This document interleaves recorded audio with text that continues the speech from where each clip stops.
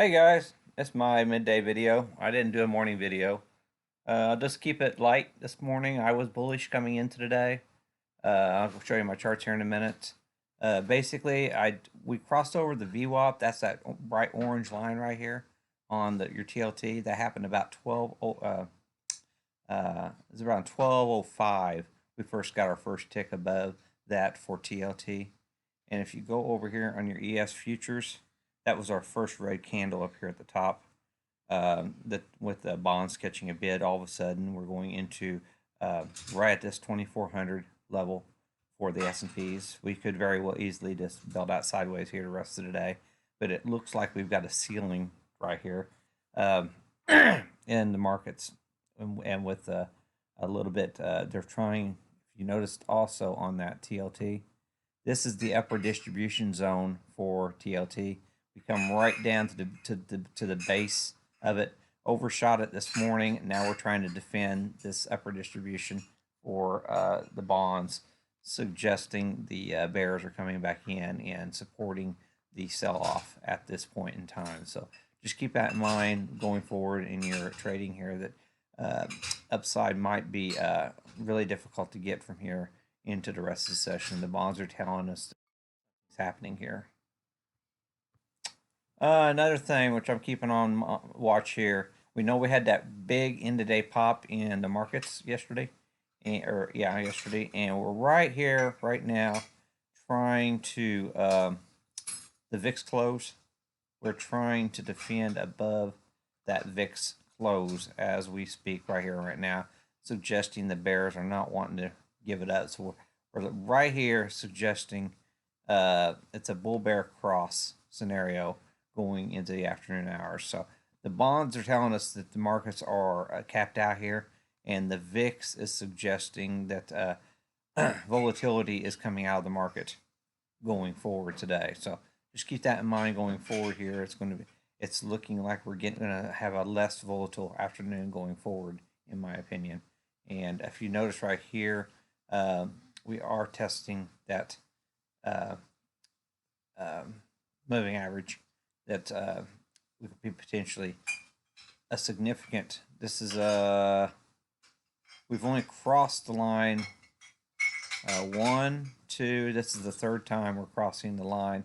Looks like we're putting a top on the VIX. As in my prior video, I've kept multiple times saying that I think the VIX is topped out. This has given us a significant sign that the VIX is under some pressure here going forward. And if you look at your VIVIX is finally coming in. We're crashing down here on our VIVIX. It was just ungodly. 210 for of the VIVIX.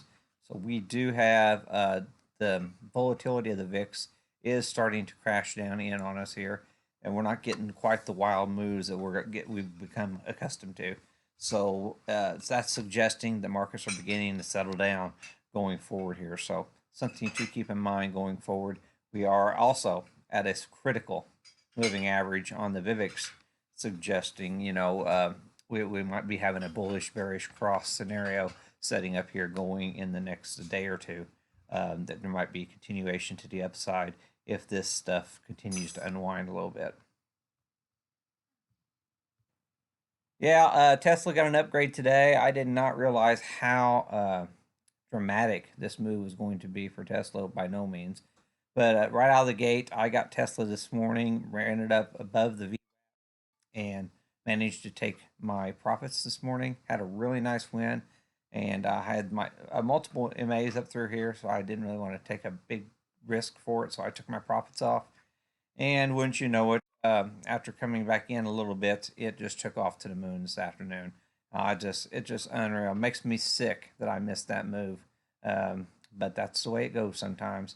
But yeah, it was, in my opinion, the best setup for the morning. If you did your morning research, that was one that I was really watching. And then I had Apple. I had some alerts going off in the pre-market. Some people getting interest in Apple, and so I got Apple out of the gate too. Made some money on that. I held it a little bit longer, so I managed to catch all the way from down here. Zoom it in here. Okay, I zoomed it in. Okay. I bought in down here off the 100 SMA down through here, and I managed to get the VWAP cross. I actually got out the 245 area, something like that. So I managed to take that nice little candle there on Apple. But man, what a move for Apple as well. That was one heck of a early morning move for Apple. So congrats to anybody who held that for the entire move. So I made my goal with those two trades. So I was really happy with my trading after that. And then I had some overnights, had the SPY, and of course SPY was way up, so I managed to close that out this morning. And let's see here, Disney had Disney. I closed it out for a nice little profit this morning. I managed to catch most of this rocket move higher on Disney. I did sell around the 92.32 area or something like that. So I got the guts of the Disney move this morning. So that was a really nice trade that was called out in the room. So I really appreciate the help on that one. That was yesterday. That was an overnight trade for me on Disney. And then I had Boeing also for an overnight. Wasn't looking too hot this morning. I was able to chuck it for break even. I did get it around the $100 level yesterday. Uh, uh, I was going in towards the close area, and I did make yeah right through here. I managed to buy it through here, and sold it for just a few, just pretty much a chuck the trade type thing, and it's really not doing much. Now Boeing's went and they're going to have layoffs and cut their dividends. And I'm telling you right now, it really pisses me off after having all these buybacks, and now this company has to cut their dividends and lay people off. You know, and this is the same quarter when they're doing the buybacks. They went and financed debt to do buybacks. Does that tell you how bad, how messed up this company is?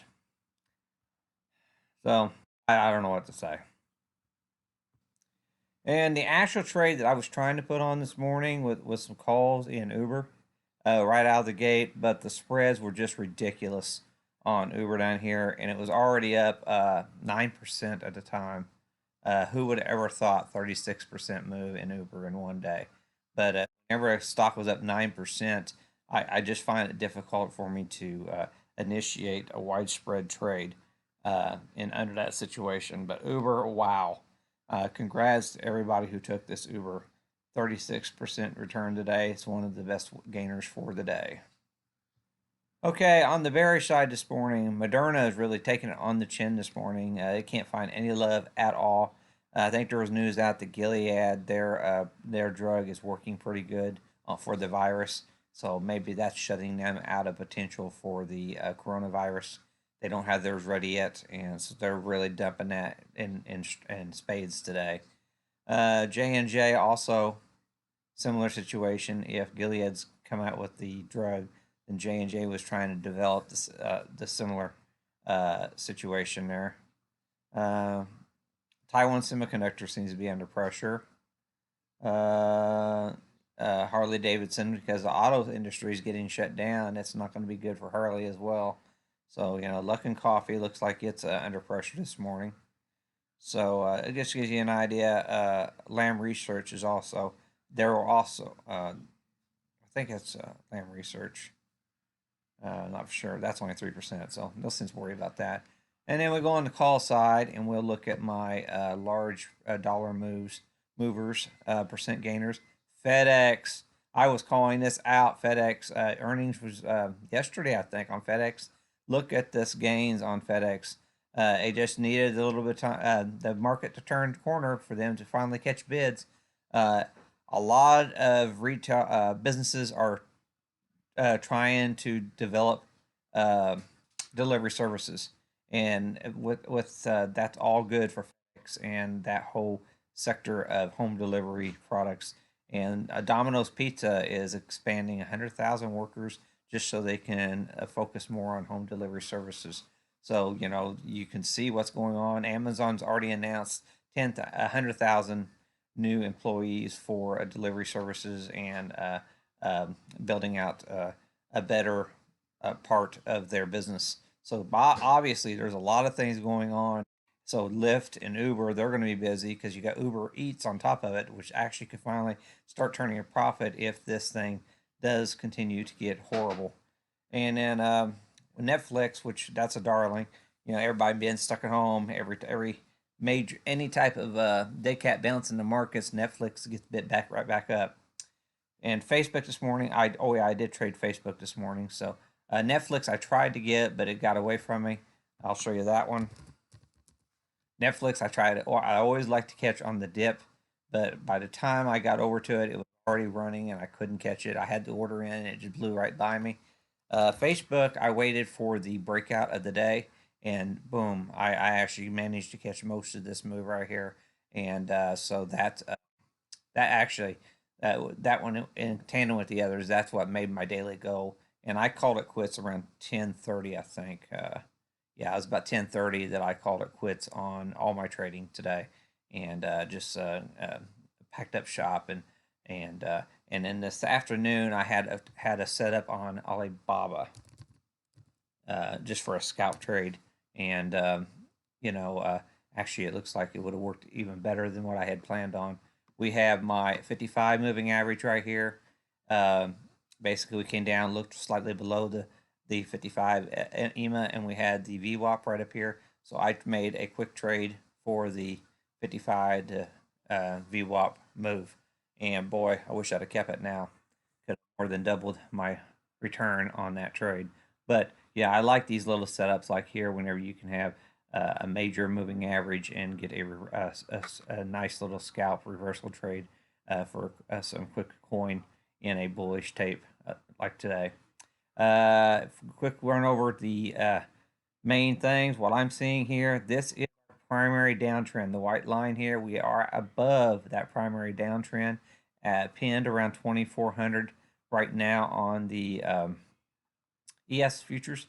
I think what they're going to try to do is tag this one more time, the 2453 area. That is our, is that the 200? 1 second here. Let me double check which moving average that is. Okay, quick things that I'm looking at here. That's the 100-day moving average on the 1-hour chart. I really think we're going to be coming up and tagging that at some point today, if not breaking out above it. Just something to keep in mind. You see on our weekly volume profile, we are pretty well evenly distributed on that. So we'll just keep an eye on this going forward. We do have a resistance line we're fighting right here, right now. It wouldn't take a whole lot to bust through that and do that 100-day moving average test. This market has tested it once before. I think we are set to potentially test it again today. So we'll see what happens going forward here in this market. The NASDAQ, in my opinion, on a technical basis, is the least favorite of mine. And that's not a scenario that I really like for a bullish scenario. I like the Qs looking better than the other charts, in my opinion. I like that to be the strongest sector. And in my opinion, it's the weakest sector.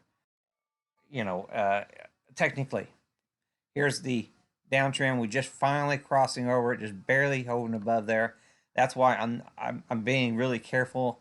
This thing can come crashing down fairly easy here, and this being the alpha for the markets, the growth engine for the markets, I would much rather see relative strength in the Qs versus the other indices. And I just think it's really tedious at best that it can hold these levels. So, like I said, this is a dead cat bounce. This is a dead cat bounce rally. So this is the area that you really need to have the relative strength, and we just don't have that. So that's the bearish case going forward, that we might sell off into the afternoon hours and resolve down here at lower prices. So that's something to also keep on. And we are the developing volume point of control. The VPOC is still lower for the day. At basically, volume is not coming into and supporting prices at these higher levels so far on the daily webs. So keep that in mind. This is a 15-minute chart. So volume is still not supporting the higher price distributions. So, even though I was wanting to touch that on the ES futures, this is telling me that the markets are very problematic at this price point. And the final thing I want to talk about here, and that's the Russell. This is what told me that we were going to have a dead cat bounce today. We were coming into this midline. we were opening above that midline this morning. So that strongly told me that we were going to have a dead cat bounce in these markets today, and that's pretty much all it is, basically. And the Russell has just gotten totally and completely decimated this past week, and it was due for some sort of short squeeze to the upside going into today. We had the crude oil had a really nice bid this morning, supporting the thesis for a bid under the Russell above that trend line also. And then also on our IWM, I go over here and I spread it out here. Yeah, I can see it there. Let me zoom it out, maximize sell. As you can see on our Russell, well, heck. Well, once died, it didn't really save. I'm sorry. I had updated the. Well, let me go over here and see. Maybe I updated over on the Ruddy on this chart. I don't think I did, but maybe I did. No, it's not showing it there. Nope, didn't update it there. 1 second here, please. Well, for some reason, my charts didn't save the levels. Basically, what I've seen going into today's session, the Russell just now has broken the monthly 200 SMA. I thought there was a good chance that we were going to be back testing that this week. So that was one bullish signal that I had. Okay, let me find the other chart. Well, I'm not going to take the time out to draw it right now, but right down here, that is 2 times of what this week's expected move was. So every time we came down to this, we were finding responsive buying in the Russell. So basically, what the market maker move as of last Friday, if you take that out and extrapolate it on your charts, I had it all drawn out. For some reason, Toss lost it. But right down here, that was where it came out to. That's where the expected move for the 2 times expected move was. So that's 2 times, double what we had expected for the week right here, right now. So that was you always want to know that where those critical areas are. That is a responsive bounce point, knowing that, that is, a significant resistance area forward in the markets. And that's what we got. We got a little bit of short squeeze going on in today's markets. Okay, that's all I really got to say. I'll look and see if I want to take some overnight things, but this is a dead cat bounce. We just don't know if it's going to have any legs going forward here. It is nice to see we are. It seems like things are settling down, and we might be able to start building a little bit of value here going forward.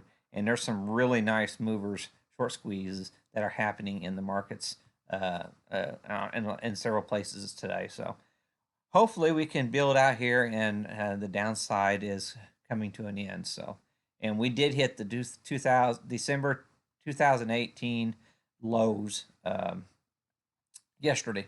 So we should have a nice significant base to build off of for this S&Ps if this thing does continue to want to go higher. But okay, thanks. Like it if you like it, and leave comments below.